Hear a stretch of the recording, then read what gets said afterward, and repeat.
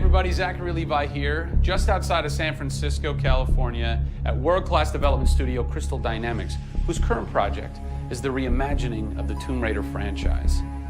From now until the game launches, we're going to be hopping around the globe, bringing you exclusive first looks at some of the key ingredients that are shaping and creating this world.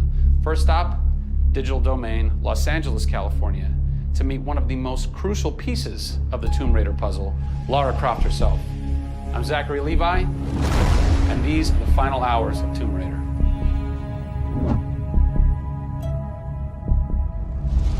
Digital Domain.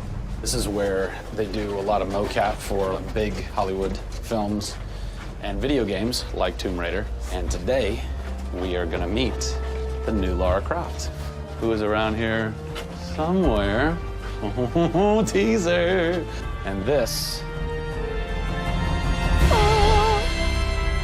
is where the magic happens. I think that might be the new Lara Croft. That's the new Lara Croft.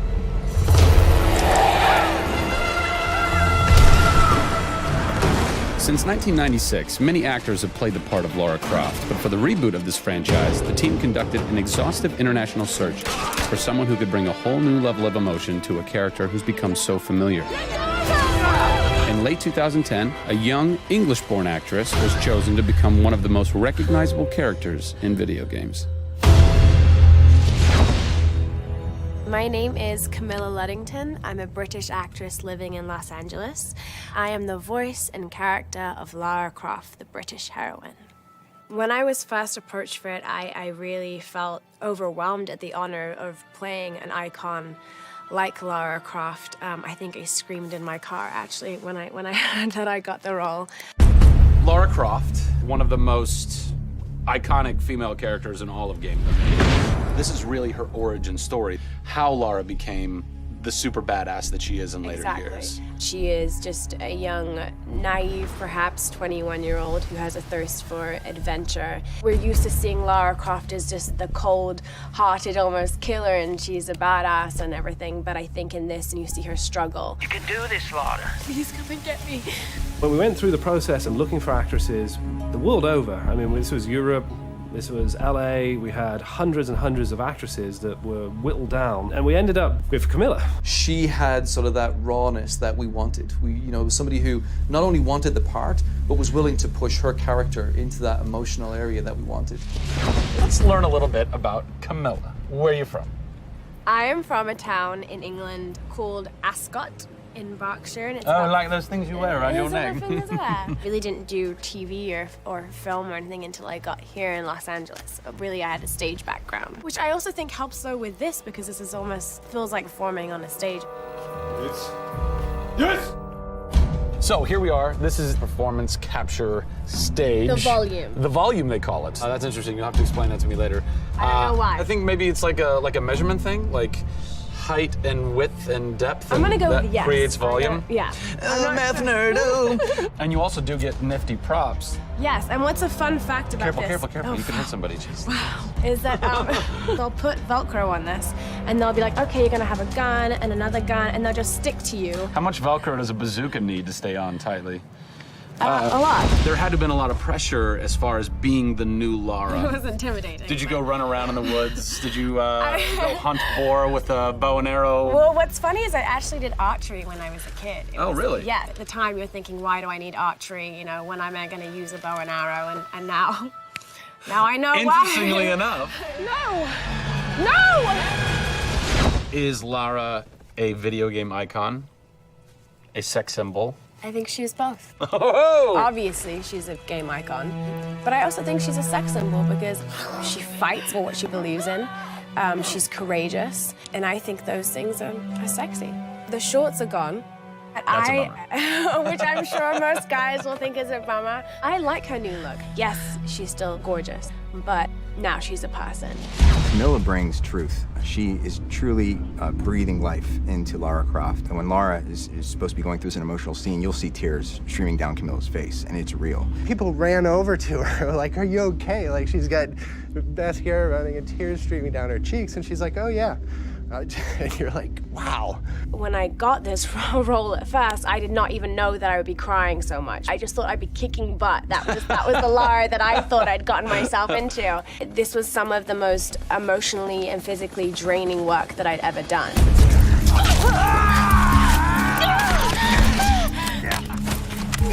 This is the very first time I get to see this.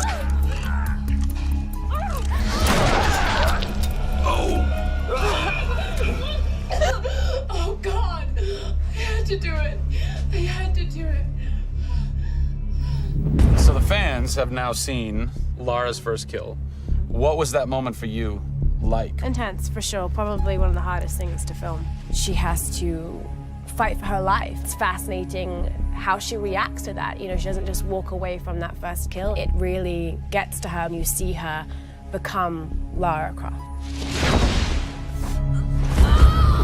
Camilla Luddington is our new Lara Croft. Strong, spunky, gorgeous, brave. How did she get so brave? Excellent question. We're going to cover that in our next installment when we sit down with the writers who crafted the origin story of Lara Croft. Don't miss it. Hey everybody, Zachary Levi here in downtown San Diego at Comic-Con, more specifically at Nerd HQ, which is the epicenter of all things Tomb Raider. The anticipation is building as the team from Crystal Dynamics continues to say that this could be the game of their careers. Today we're going to dig a little bit deeper into the story with some of the key writers and designers who are brave enough to tackle the origin stories of Lara Croft. These are the final hours of Tomb Raider.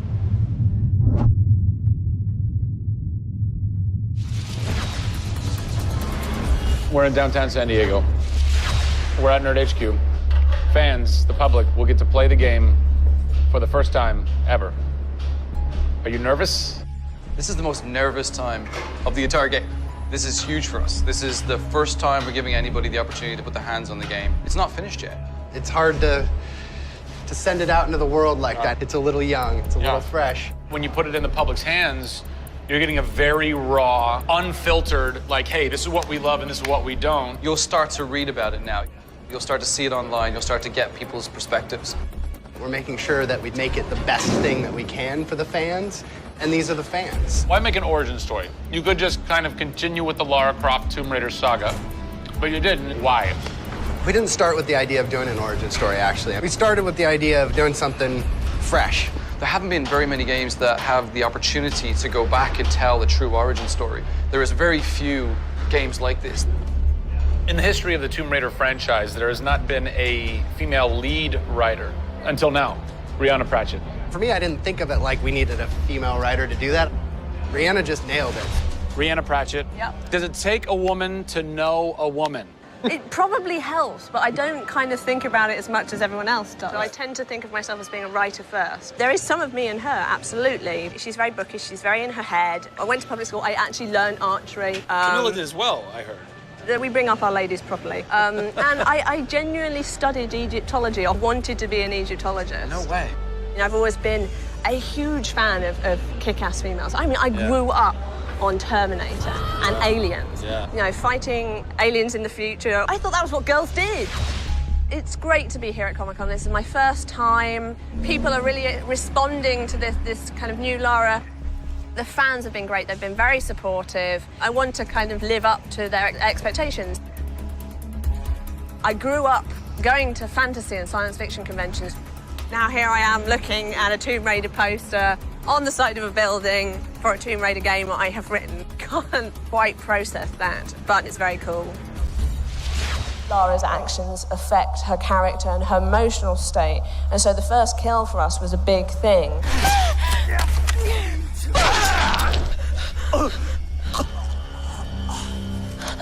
It's not comfortable to watch, and it shouldn't be. Oh, God! And it is about picking yourself up, despite the fact that you're scared. You can't have bravery without fear. In video games, you're kind of tweaking all the way down to delivery. Yeah. Blessing or curse. Games development can be quite harsh on narrative. You know, you can lose levels or characters. You have to be amazingly flexible. When is the script finally finished? You get insight when you see it through your audience's eyes. So once the story gets to a point where we can start sharing with people, where we can start putting it on the screen, then we start to understand, are people getting from it what we want them to get from it? The feedback is that it's really fulfilling our primary goals of delivering a story that introduces people to Lara Croft, but also just takes them on an amazing adventure.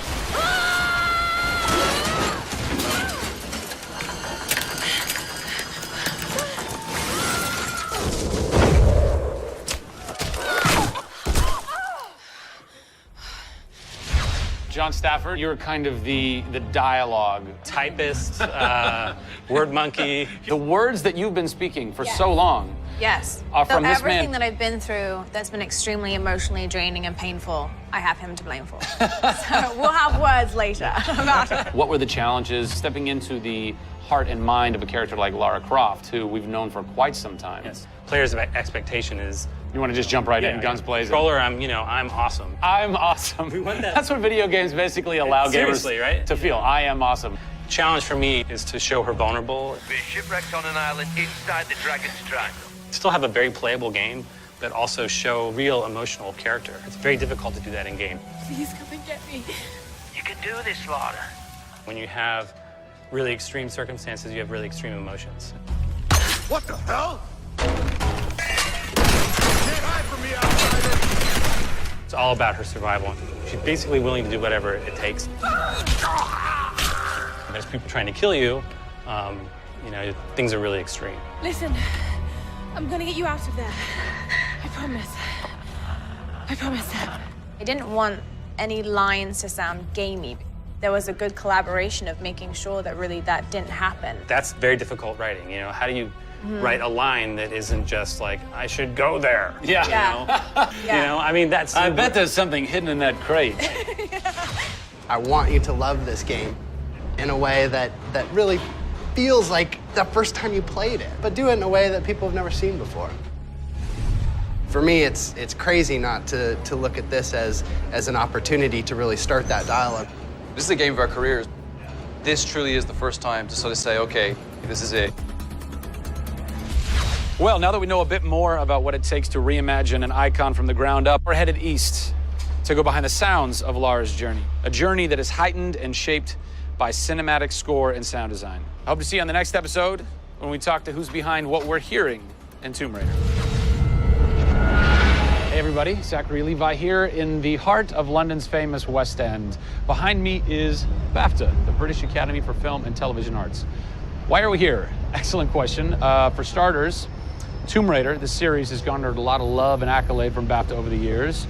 Some of the key players on Crystal's dev team are BAFTA LA members. And to top it all off, legendary video game composer Jason Graves is a BAFTA winner. We're going to catch up with him in just a bit, but first, a little trip to Raleigh, North Carolina, where we go behind the scenes at Jason's recording studio. These are the final hours of Tomb Raider.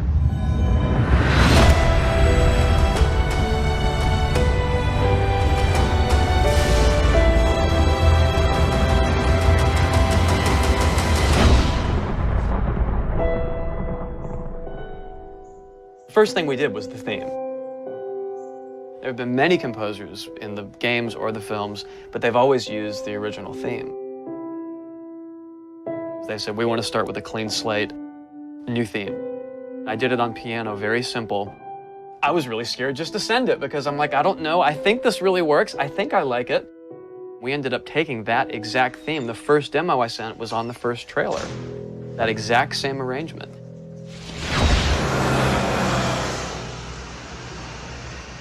So, Jason, currently you're working on this reimagining of Tomb Raider. When you're taking on a new project, what are the things that attract you to that project?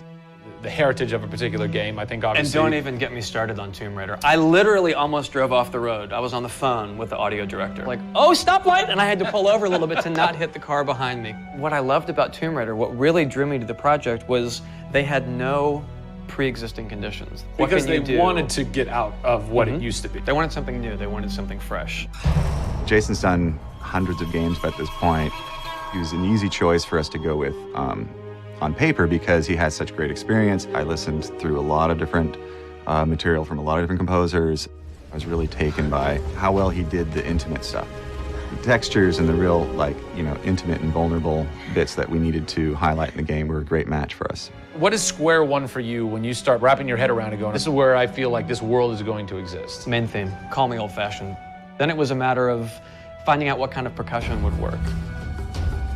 And always going back to the melody and the theme, because that's kind of the heart of the game. The most signature thing that we need to get right is Lara's theme. One of our big goals was that it can be used in any emotional context. What does it sound like? High action.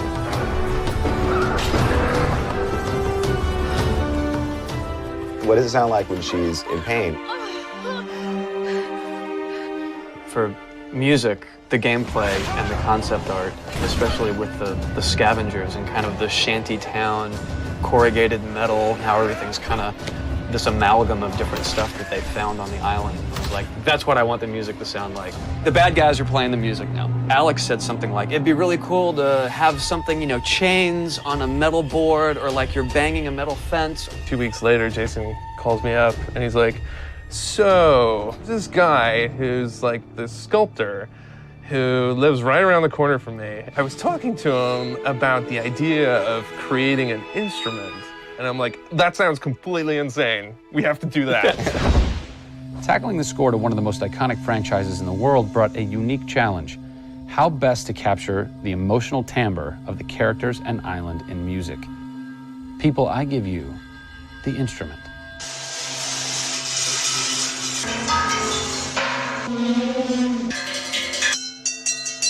The instrument. I was going to let Matt determine the aesthetics. I was really only concerned about the sound that the sculpture was going to make. Matt built this, which looks pretty much exactly like Laura's original homemade bow in the game. There's different timbres based on different materials, metal, glass. It's a direct line from the plot, the characters, the story, the environment, straight to the sculpture. We always wanted the island to have that character in itself. Creating an instrument gave it this unique identity. It's got a voice. Yeah. The very beginning of the game is nothing but the instrument.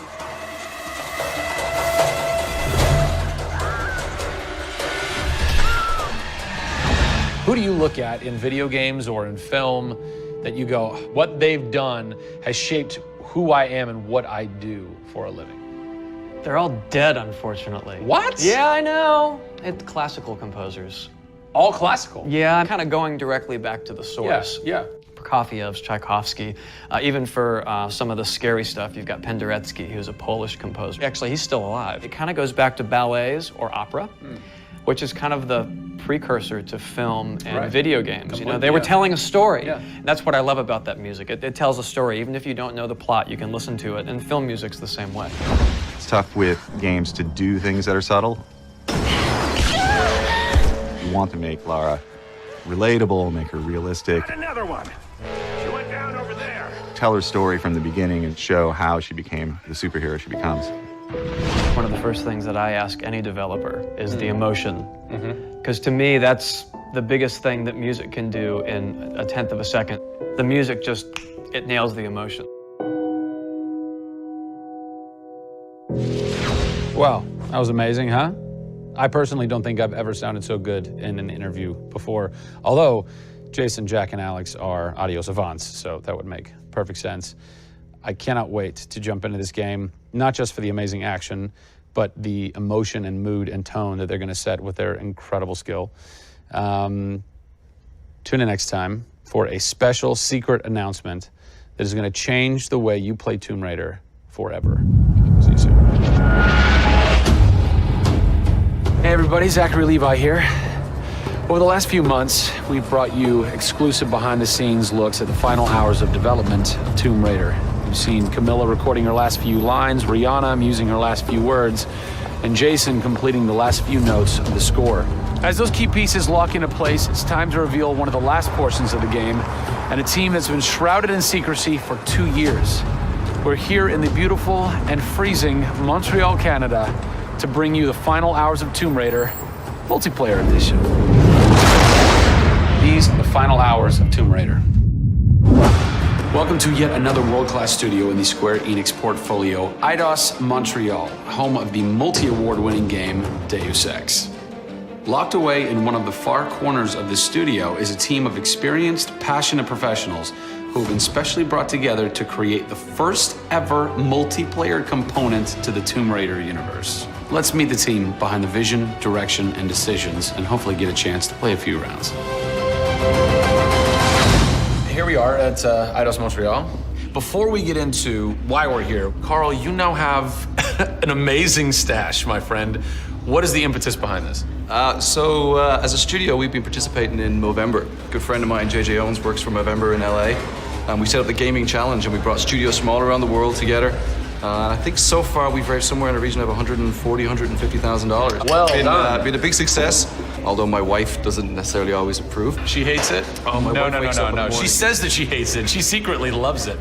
What were some of the factors that led to a multiplayer facet to this new Tomb Raider? When we started developing sort of our vision for reimagining Tomb Raider, on paper, it was all about single player. And as we started to build that world out, we had the island, we had the Solari and the Scavengers. We started to realize that we had this canvas. Great warring factions, great landscapes. Yeah, we had all these really awesome places where it was all about traversal and single player. When we started looking at that, we thought, wow, well, what about multiplayer? Part of the genesis of that was Lara Croft and the Guardian of Light that kind of cracked open a door to lead you guys into the multiplayer into here at Eidos Montreal. Guardian Light was a downloadable, a smaller scale project, and that allowed us to sort of take the risks that we wouldn't necessarily take on a full-blown project. Guardian of Light was our Pixar short. It's the idea that whilst you're building your big project, you're always thinking about that next thing, but also allowed us to be able to start understanding co-oping and networking. It was a game that actually brought Tomb Raider fans together for one of the very first times. You hear them in their ear and they were having fun. And as a result of that, that led to us thinking about multiplayer. Hopefully our single-player experience we're delivering is a very sort of single-player, solitary, immersive type of experience. But at the same time, we believed tomb raiding together with friends would be fun. Tomb raiding, I think that's the first time I've ever heard that term. I like that. It's fun. You know, axe climbing and zip lining and the traversal that we get in there and the traps. For me, it was very sad to have that catch-22 of it would be great to do this in multiplayer, but we just can't split our resources like that. And that's how Eidos Montreal came about. We had staffed up our teams to develop a single player. Everybody was gelling together really well, and it wasn't something that we wanted to just bolt on. We always said if we were going to do it, we're going to do it right. If you could have a fan play the multiplayer for the first time, what do you want them saying? For me, they're kind of different moods. It's not like I do one or the other. It's kind of like sometimes I turn down the lights and just play that single player experience. And other times I want to just jump in and have fun and start killing fools. Joe Curry, producer of multiplayer on Tomb Raider. It's the first time Tomb Raider has ever incorporated multiplayer. Yeah. And you're in charge of that. Yeah. What's running through your mind when you get that call? Well, first off, exciting. Right? I mean, we're all huge fans of Tomb Raider on the team. I mean, we grew up with Lara Croft. But when we spoke to Crystal, like, we want to do multiplayer, and we're thinking, how do you do that? It's always been Lara's story. You've been in charge of creating the first ever Lara Croft Tomb Raider. No pressure. Multiplayer? No pressure, Zach. Thank you. What are some of the main pillars that you brought over from the single player to the multiplayer to make those two worlds cohesive? The element that really stuck out was survival. Group surviving together. Right. But then traversal, the ability to go up and down and kind of everywhere in a level. The weapons, you know, the characters. What did you guys have to tweak in order to create an engaging multiplayer experience that wouldn't necessarily work with the pieces that were in play with the single player experience? One example is the bow. Especially in the reboot, it's so iconic that we had to make it work for multiplayer. You have a certain forgiveness when you play single player. Multiplayer, players expect snappiness. I shoot you, I expect you to go down, or you can just do what I do, which is take out the biggest gun and just run for them and shoot them out. The environment itself can be a threat. The Solari, you know, the guys that are on the island have had a chance to prepare traps. We've got things like an ammo box that looks like an ammo box, but it's really an explosive device.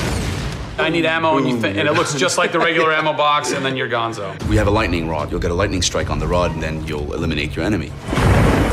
First and foremost, we want to be humble.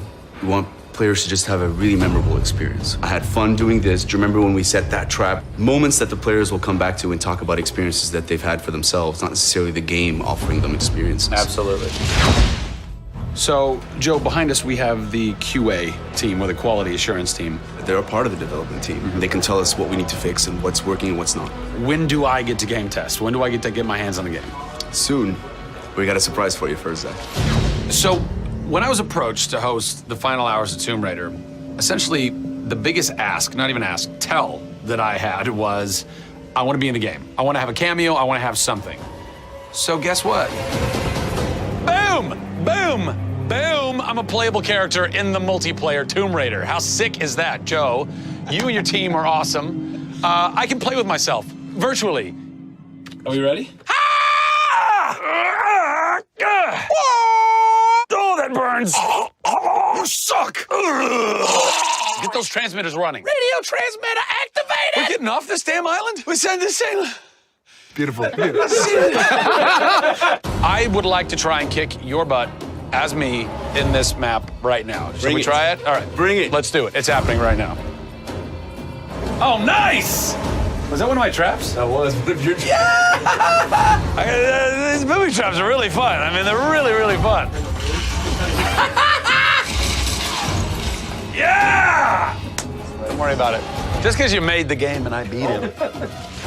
As you can see from the people and passion here at Eidos Montreal, this isn't just some add-on. They're devoting themselves to making this an experience in keeping with the feeling of single player. Familiar, yet different. Coming up in the final 2 episodes of our series, we go back to the home of Lara Croft. They're taking Tomb Raider to the finish line, and we'll be there for you. Hey everybody, Zachary Levi here, again for the final time, back full circle in Redwood City. Behind me, inside, critics and fans alike are getting some hands-on experience, an hour's worth of gameplay of pre-release code. Simultaneously, the studio dev team is hard at work crunching, optimizing, and polishing all the last little bits of code for what we will all come to know and love as the new Tomb Raider. It's a culmination of everything, and the clock is ticking. These are the final hours of Tomb Raider.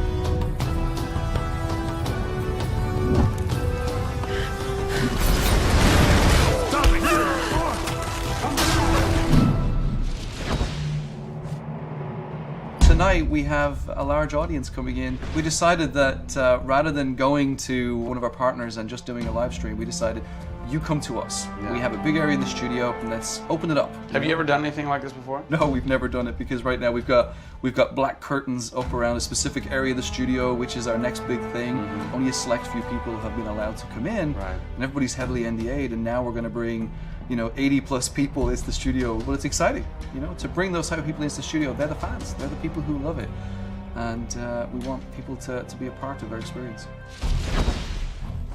On one half of the studio, all that is going on like crazy, but basically in half the studio, you guys are just pounding, working out every last glitch, every last bug, making sure that it's all just perfect, done and perfect, exactly, for your certs on Friday. Yeah. What happens when a game fails, sir? Then things start getting sweaty around here. You're dicing with death right there. We might be missing a release date. That's how big a day this Friday is. Yeah, it's huge. If we submit and they come back and say, hey, there's maybe 35 things that we'd like to change, then as a studio, we'll change them.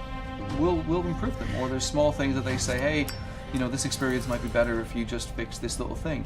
Then of course the team are literally sitting there waiting for that to happen. And there has been games I've worked on where we've submitted and within 24 hours it would get kicked back and they'd say, hey, you guys are crazy, you shouldn't have submitted it.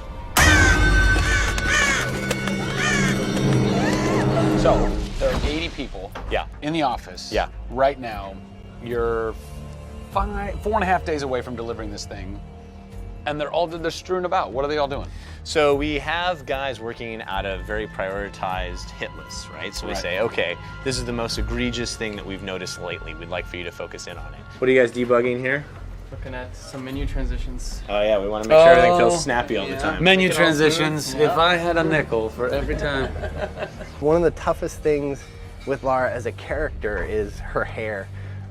You try to simulate hair in a video game, and Oh, yeah. it's not always exactly the way it would be in real life. But that's something that's, I think the fans really point that out, and they want Lara to look as good and as believable as possible. So even in the home stretches, we're trying to sweeten it and make you believe it.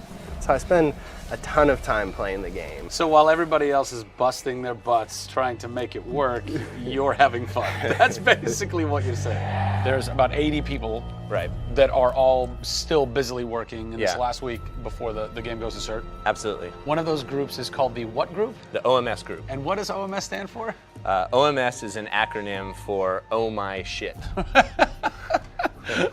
And what does that mean exactly? When you're into the high octane moment, the only response that we were challenging the team that it could come back with was, I would exclaim, oh my shit, that's awesome, right? Like, I couldn't even cuss properly. It could have been the OMHG, the oh my holy God team. Yeah. But oh my shit, Oh I my think shit, it sufficient. resonated. So many companies focus on the explosions, and we love explosions. I mean, there's plenty of them in the game.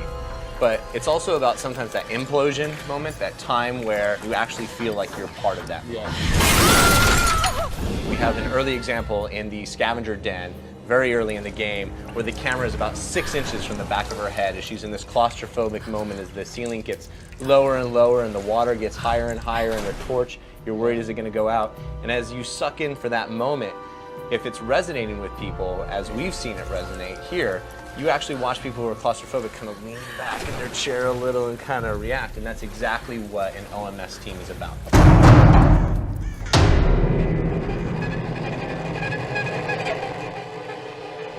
You feel confident that in 4 days, in 4.5 days, this thing is like ready to ship and ready to rock and gonna blow people's minds? How about we look at that? I got a board that'll tell us. Oh yeah, where's your board? Right over here. I'm a stats guy, right? Like, Okay. it's gotta be like the McNamara version of reality, right? So, and getting things done, like it's very NORAD-like with the update on where we are with bug count. So we have the number of days that we want to count down for, the priorities of what people are given against, and then an overview of how many things are remaining to be resolved per person. Carrie's got her work cut out for her. Come on, Carrie. Yeah. Ultimately, we have to figure out how do we hit the quality on a predictable timeline. So right now, we're trending towards being able to hit that in 12 days. But you need to deliver in 4.5. Correct. So what does that mean? I need to go right now. Where's your head at right now, knowing that in 4 days, it's got to be completely done? I'm super critical of what we do. You know, you tend to be perfectionists. I'm absolutely that way. It's more like, this is leaving now. You're done working on it because time's up. And you're like, but there could be one more thing I could do. It's a weird feeling because it's been part of our lives for a very long time. How long have you been on it? Definitely 4 years, yeah. Like 4 years. Yeah, 4 years. That's insane. I know. I was young. Yeah. Fresh face. I was young then. Yes. No bags, no grey hair. Yeah. It's been a roller coaster ride, and during that time we've been around the world, we've gone to shows, we've shown press, we've given hands-on, we've had community events, we've been in San Diego with you at Nerd Machine. We've seen people excited to see this and play this game, and it's been awesome. It's not just about Lara's arc, it's about the arc of people who've come in to the roles. You know, we've had people come in as animators and move up to the highest levels in their profession along these 4 years. So people have grown in these roles, families have expanded, kids have been born, but we're coming to a point now where we're, you know, probably 70, 80 plus days away from launch, and this phase has come to an end. You know, it's been awesome. With less than a week to go before console certification, the last few bugs to squash, and a general lack of sleep all around, this production is definitely going to go down to the wire. Will they make it? Join us next time on the final hours of Tomb Raider. Find out. Over the last few months, we've followed the very talented Tomb Raider team through some of the most ambitious and innovative game development the industry has ever seen. In the next few days, they submit the final code for certification. If they pass, game ships on time and everyone gets some much-deserved sleep. If they fail, well, let's not talk about that. I'm Zachary Levi, and these are the final hours of Tomb Raider.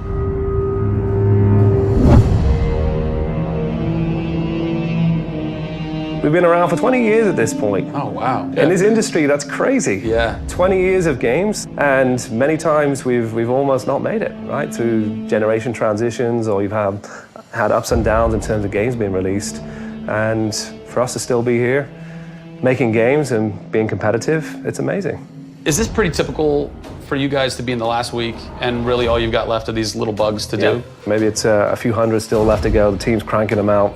You know, you're play testing it a lot. You're getting QA, quality assurance, to make sure it's clean. You know, stuff's coming in still, as in like, hey, this crazy thing happened here. And simultaneously, IDOS Montreal is doing what you're doing just with the multiplayer at the same time because the multiplayer and the single player are being delivered at the same time. So it's a big on team. Friday. Everybody's got to come together at the same time, at the same moment, and put pencils down and say they're done. Pencils down. Done. See. We're submitting in 4 days. Let me tell you now, we've had to move. Brian Horton, he was art director. He moved over to my department in Brand about a month ago. There was a morning that he woke up and they went, "You've created a beautiful world. Now step aside." So my job is I'm working with a very talented team in the brand to make sure our screenshots are good, to make sure we have covers for magazines, posters, to make sure we have posters. Stuff, right. There's a lot of materials, just like in a film. Yeah. Where when a film's done and in the can, you have to sell it to people. You have to let them know what's cool about it. Listen, I'm coming to get you. I'm going to get you out of there. I promise, Sam. What's been great about this over the course of the entire process, you traveling around with us, is that we've been able to bring you the final hours of each of the pieces. Yeah. We've spent probably the last 6 months watching how the music's come to an end and the voice acting has to be done. So each of our episodes up until now has really shown a side of the final hours of that particular person's role in the game. And now everything's come to a head where we're submitting the game this week. The guys are tirelessly working. You know, the guys have literally, at some cases, slept in the studio. Okay, so launch day, let's say you were at March 5th now. Where are you? What are you doing? I'm probably in bed trying to get 12 hours sleep. Because more than likely I would have been at some midnight opening the night before up till very late celebrating. So I'm probably at this time of the day, I'm probably in bed. I think a lot of us won't even know what to do with ourselves. You get so heads down in something and it's been a part of our lives for years now. And you sort of get to that point where waking up in the morning, you're thinking about the game, and going to bed at night, you're thinking about the game. I'll try to sneak a little time here over the holidays, but then, you know, wait till the dust settles and we really get this in the hands of the consumers before I can really relax, I think. Even though I played the game so many times, I cannot wait to take the cellophane off of that game. Pop it in. It's the retail. It's the retail copy. And there's something special about that printed disc, putting it into the system, and you're like, this is the same game that I worked on for 3 years plus. And everyone else can have the same experience that I'm going to have right now. Of all the taglines, whether they're actual dialogue in the game or marketing lines or whatever, something that would sum up your experience over the last 4 years is A Survivor is Born. A Survivor is Born in you, A Survivor is Born in Crystal Dynamics. We just wanted to be known as doing top tier work. There's games I look at and say, I wish I worked on that game. Right? And I wanted Crystal to be that. And I think that with this one, we're going to do it. Anybody can make an explosion look beautiful and make a world look phenomenal, but we now move into a period of time where it's about having a connection with something which is much deeper than just saying, I have a controller in my hand and I'm guiding a character around and fighting or solving puzzles. There's a depth in the story that we're trying to tell, which hopefully for us is going to be able to set that structure for the future. Hopefully we've taken the risk and we've been shouting so loud about this that we're actually carving what should be done. Oh, don't do this to me, you northern bastard. Are you excited? You nervous? I'm both excited and nervous. You know, because we've been masters of our own destiny up until this point, and now we're going to continue that right through to launch. And what's great is that from the very first presentation I gave with Daryl about here's the vision of the game, all the way through to the very first game sitting on a shelf on March 5th, we've been there for the ride. We've been on that journey. And then all of a sudden you reach March 5th and you're no longer there's millions of copies of your game out there, and they're in people's hands. And you're thinking, like, how are they playing it? Are they having fun? What are they saying? What are they going to do? As soon as they put the controller down, what's the next thing for them? Do they want to tell people? What do you want their response to be? I hope those people see that the story we've built and the foundation we've built is one that will last a long time. Doing something that's special is just incredibly tough, no matter what it is. You've got to really want it. You have to be passionate. You have to care about it.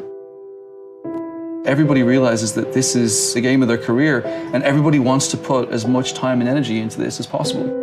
We have a studio full of passionate people who have put their lives into making this thing happen. This is not just a game that we're just going to ship on March 5th and people will go, great, I've got another game to my credits. This is one where the team are going to look back and go, that was a journey. It's been an honor to be able to work on Tomb Raider, and long may it continue. I see this getting bigger and better over the next few years.